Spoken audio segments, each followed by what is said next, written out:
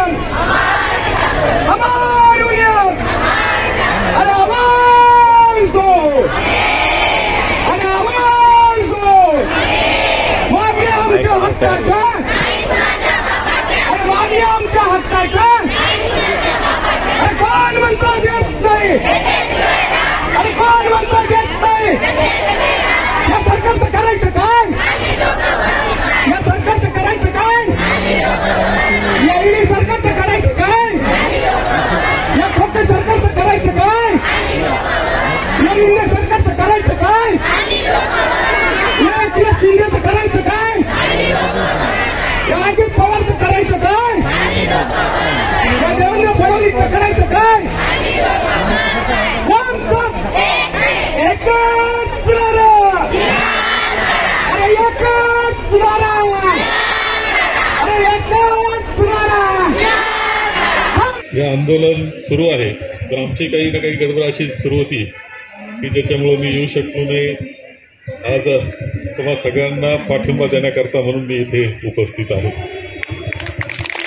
आज त्या भगिनीने किती काम करतात, 3 तास सांगत असेल तर कुणी म्हणत असेल तर ते किती चुकीचं आहे.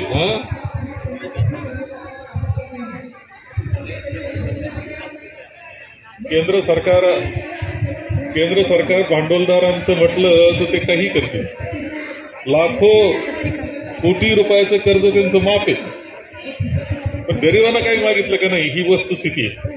म्हणजे थोडा आपण विचार करीत चला बरं का, हे काय होतं नाही तर रामाचं नाव घेतलं का आपला कार्यक्रम होऊन जातो.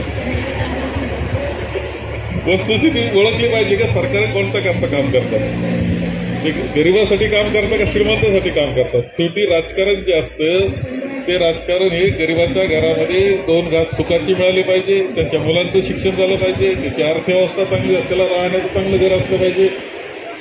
तो याचं राजकारण करतो त्याला राजकारण म्हणतात.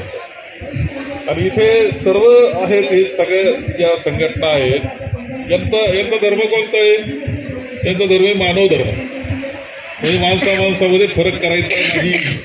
तुम्ही कोणत्या जातीचं कोणत्या धर्माचं असलं तरी माणूस आहे हे पाहायचं, त्याच्याकरता काम करायचं.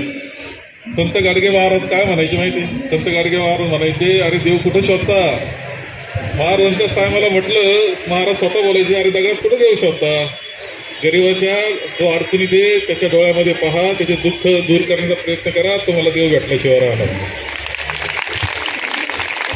हे गाडगे महाराज म्हणायचे. आता मी म्हणायला लागलो तर सुरू होईल आंदोलन माझ्या विरुद्ध.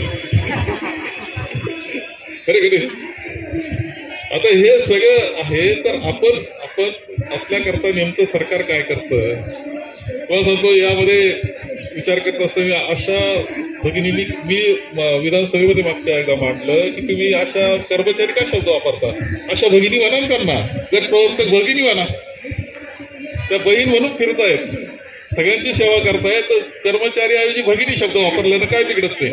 आणि आम्ही काय भगिनी शब्द असाच आग्रह सातत्यानं धरत असतो.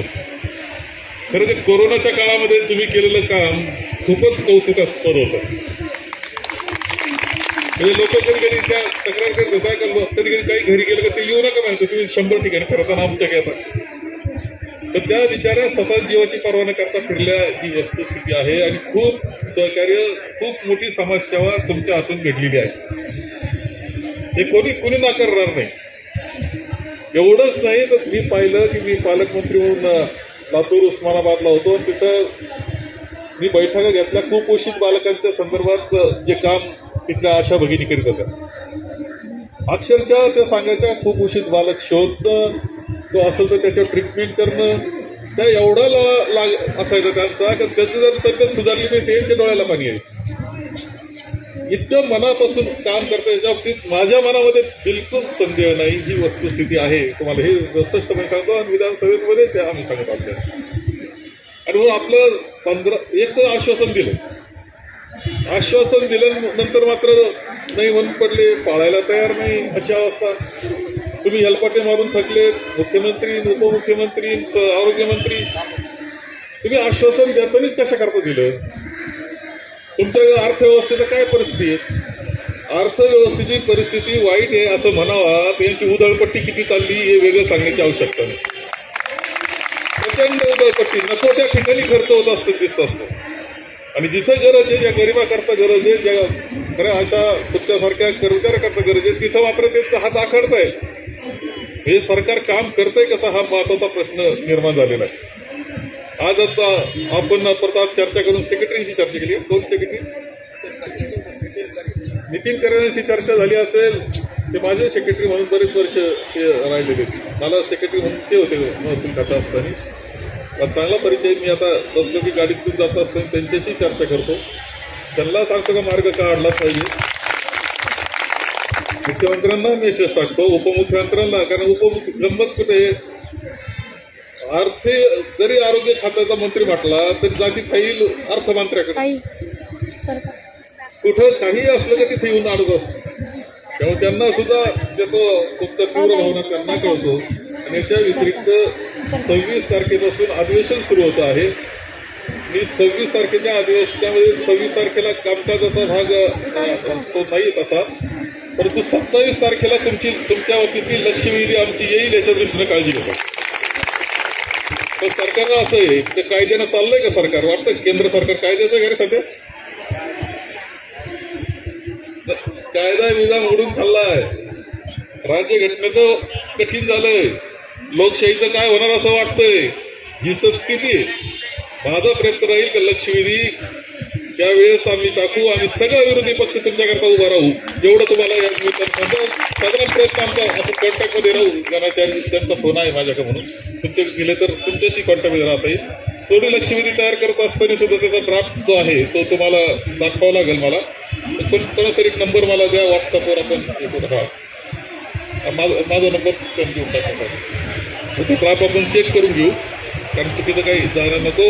आणि प्रयत्न राहील की अधिवेशनामध्ये कोणत्याही परिस्थितीमध्ये आपली लक्षवेधी लागली पाहिजे. आणि आम्ही तुमच्याकरता जोरदार आवाज उठवू याची ग्वाही या निमित्तानं देतो. तुमचा प्रश्न सुटेल या दृष्टीने आम्ही प्रयत्न करू याची ग्वाही मी आपल्या सगळ्यांना येथे देतो. पुन्हा एकदा आपल्या सगळ्यांना पाठिंबा देतो. आणि